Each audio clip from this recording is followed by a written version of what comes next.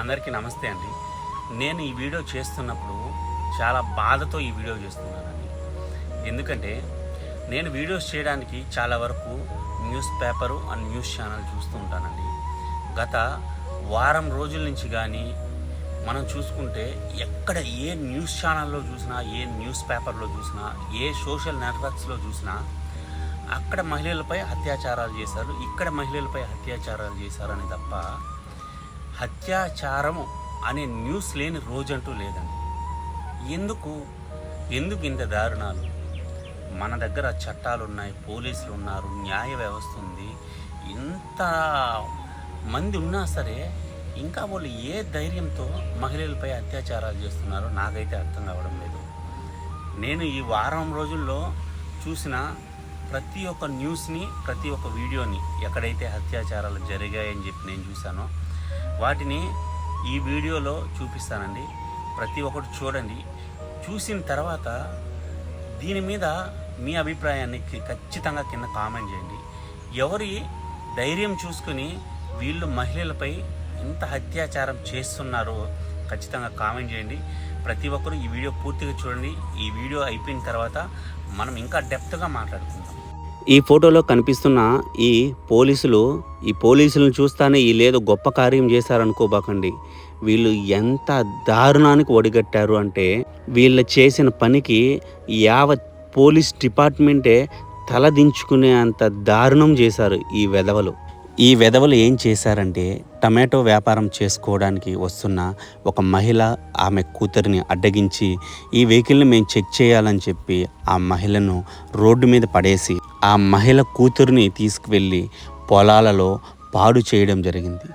ఈ దారుణాన్ని చూసిన తర్వాత పోలీస్ డిపార్ట్మెంట్ పోలీసులన్నా ఎంత భయపడతారంటే, ఇంకా ప్రజలు వాళ్ళకి ఏదైనా కష్టం వస్తే చెప్పుకోవాల్సిన పోలీసులే ఇంత దారుణానికి ఒడిగట్టారు అంటే దీనికి మించిన దారుణం ఇంకోటి ఉంటుందా?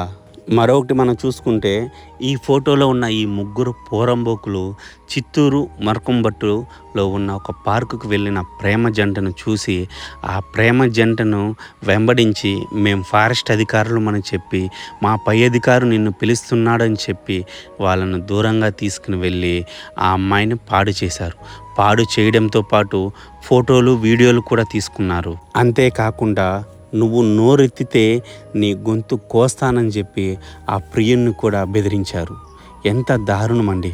ఇక మనం ఈ అత్యాచారాల గురించి మాట్లాడుకుంటూ పోతే టూర్ పేరుతో బాలికలను తీసుకువెళ్ళి పాడు చేసిన విద్యార్థులు, తమిళనాడులో 10 ఏళ్ల చిన్నారి 4వ తరగతి చదువుతున్న బాలికపై పొదల్లోకి తీసుకువెళ్ళి లైంగిక వేధింపులు చేసిన కిరాతకులు, నమ్మి వచ్చిన స్నేహితురాలకి మద్యం తాగించి ఒకరి తర్వాత ఒకరు ఆ అమ్మాయిని పాడు చేసిన స్నేహితులు, ఆరోగ్యం బాగలేదని అంబులెన్స్ ఎక్కిన మహిళపై దాడి చేసిన వైద్యులు మరియు డ్రైవర్లు.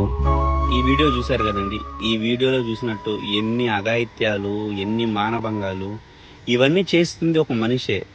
ఎందుకు చేస్తున్నాడు అంటే చట్టమన్నా, పోలీసులన్నా, న్యాయ వ్యవస్థ అన్నా భయం లేదు. ఎందుకంటే ఈ వీడియోలో మనం ముందే చూసుకున్నాం. ఫస్ట్దే నేను అదే చెప్పాను, అదే చూపించాను మీకు.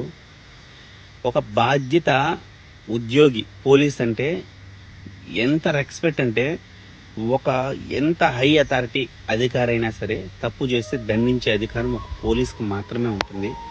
అలాంటి పోలీస్ అధికారి వాళ్ళ జ్ఞానాన్ని వదిలేసి వాళ్ళు ఒక రాక్షసులుగా, ఒక మూర్ఖులుగా, ఒక వెధవలుగా వాళ్ళు అతి కిరాతకంగా ఒక అమ్మాయిని తీసుకువెళ్ళి పాడు చేశారు అంటే ఇక సాధారణ ప్రజలకి పోలీసులన్నా, పోలీస్ వ్యవస్థ అన్నా ఎలాంటి విలువ ఉంటుంది? కాబట్టి ఈ పోలీసులు కానీ, రాజకీయ నేతలు కానీ తప్పు చేసినా సరే సమాంతరమైన శిక్ష ఉండాలి. ఆ శిక్ష ఎలా ఉండాలి అంటే, భవిష్యత్ తరాలలో ఎవరైనా సరే అమ్మాయిని దుర్బుద్ధితో చూడాలన్నా సరే, లేదా అమ్మాయి పట్ల అనుచితమైన వ్యాఖ్యలు చేయాలన్నా సరే, లైంగిక వేధింపులు చేయాలన్నా సరే భయపడాలి. ఆ భయం ఎలా ఉండాలంటే చావు భయం కన్నా భయంకరంగా ఉండాలి. అలాంటి చట్టాలు వచ్చేంత వరకు, అలాంటి పోలీస్ వ్యవస్థ వచ్చేంత వరకు ఇవి ఇలానే కొనసాగుతూనే ఉంటాయి. ఇవి ఇలానే కొనసాగుతుంటే రేపటి రోజున ఏ ఆడబిడ్డని రోడ్లకు పంపించాలన్నా సరే భయపడతారు, ఏ ఆడబిడ్డని చదువుకు పంపించాలన్నా భయపడతారు, ఏ ఆడబిడ్డని ఉద్యోగానికి పంపించాలన్నా భయపడతారు. ఇలా భయపడుతూ ఒక రోజుకి ఆడది అంటే ఉండేది అనే స్థితికి వస్తారు. అలాంటి స్థితికి వచ్చిన రోజు అది దేశమే కాదు ప్రపంచమైనా సరే బాగుపడదండి. ఈ వీడియో చూస్తున్న ప్రతి తల్లిదండ్రులకు, అన్న తమ్ముళ్ళకు, ప్రతి ఒక్కరికి చెప్తున్నా, ఇది మీ ఆడబిడ్డల మీద అనుమానంతో కాదండి. ఇంత రాక్షస ప్రపంచంలో, ఇంత రాక్షసుల మధ్య మనము జీవించాలి అంటే మన ఆడబిడ్డల్ని చాలా జాగ్రత్తగా చూసుకోవాలండి. ఎక్కడికైనా వెళ్తున్నప్పుడు దయచేసి తల్లి, తండ్రి, అన్న ఎవరైనా సరే వాళ్ళకు తోడు వెళ్ళండి. అది స్కూల్కి కావచ్చు, ఒక మూవీకి కావచ్చు, ఒక పార్క్కి కావచ్చు, ఏదైనా సరే వెళ్తుంది అంటే వాళ్ళతో పాటు అన్నో, తమ్ముడో, తండ్రో ఎవరో ఒకరు వెళ్ళండి. వాళ్ళకు భద్రత కల్పించండి. అదేవిధంగా ఎప్పుడైనా సరే వాళ్ళు ఏదైనా చెప్పుకోలేకపోతున్నారు, వాళ్ళు ఇబ్బంది పడుతున్నారు అంటే వాళ్ళని బెదిరించుకుంటా, వాళ్ళని భయపెట్టకుండా వాళ్ళకి బుజ్జగించి వాళ్ళ సమస్య ఏంటో తెలుసుకోండి. చాలామంది ఆడవాళ్ళు వాళ్ళు చాలా ఇబ్బందులు పడుతుంటారు. ఆ ఇబ్బందులు నా కుటుంబానికి చెప్తే ఏమవుతుందో, మా భర్తకు చెప్తే ఏమవుతుందో అని వాళ్ళ ఇబ్బందులు చెప్పుకోలేకపోతున్నారండి.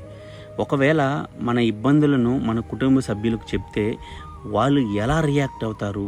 ఒకవేళ నేను ఉద్యోగం చేస్తున్నాను, నన్ను ఉద్యోగానికి పంపిస్తారా? ఒకవేళ నేను చదువుకుంటున్నాను, నన్ను చదువుకు పంపిస్తారా అని వాళ్ళలో వాళ్ళు ఆలోచించుకొని వాళ్ళు ఆ విషయం చెప్పకుండా చేసేస్తారండి. ఉదాహరణ చూసుకుందాము. ఒక అమ్మాయి, ఒక అబ్బాయి ఉన్నారు. వాళ్ళ అమ్మాయి స్నేహపూర్వకంగా ఆ అబ్బాయితో ఉండేది. ఆ అబ్బాయి కూడా మొదట్లో స్నేహపూర్వకంగా ఆ అమ్మాయితో ఉండేవాడు. ఒకరోజు ఆ అమ్మాయి పట్ల ఆ అబ్బాయి అసభ్యకరంగా ప్రవర్తించాడు, లైంగిక వేధింపులు చేశాడు. ఈ విషయాన్ని ఒకవేళ మనము మన ఇంట్లో చెబితే మన ఇంట్లో పేరెంట్స్ ఎలా రియాక్ట్ అవుతారు? నువ్వు ఆడబిడ్డవు కదా, నువ్వు ఎందుకు వాడితో స్నేహం చేశావు? నువ్వు జాగ్రత్తగా ఉండాలి కదా, నీకు బుద్ధి లేదా, నీకు జ్ఞానం లేదా అని చెప్పి మనమల్నే తిడతారు. కాబట్టి ఈ విషయాన్ని నేనే చూసుకుంటాను, నేనే సర్ది చెప్పుకుంటాను ఆ అబ్బాయికి అని చెప్పి వాళ్ళు ఆ విషయాలని ఇంట్లో వాళ్ళకి చెప్పరండి. అలా చెప్పకుండా ఉండడం వల్ల ఏమవుతుంది? ఆ అబ్బాయికి ఈ పాప ఏం జరిగినా ఇంట్లో వాళ్ళకి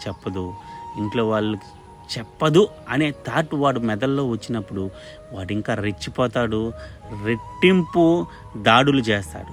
కాబట్టి ఆడపిల్లలు ఏదైనా సరే డల్గా ఉన్నారు, సరిగా తినడం లేదు, లేదా ప్యానిక్ అవుతున్నారు అని చెప్పి మీకు అనిపించినప్పుడు మీరు అడగలేకపోయినా సరే వాళ్ళ తల్లి ఉంటుంది, బుజ్జగించి అడిగి ఆ ఇష్యూని క్లియర్ చేయండి. వాళ్ళకి ఒక మంచి బాటను కల్పించండి.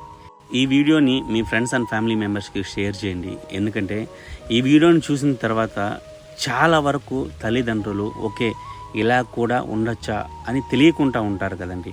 అందుకని తెలుసుకోవడానికి ఒక ఆస్కారం ఉంటుంది.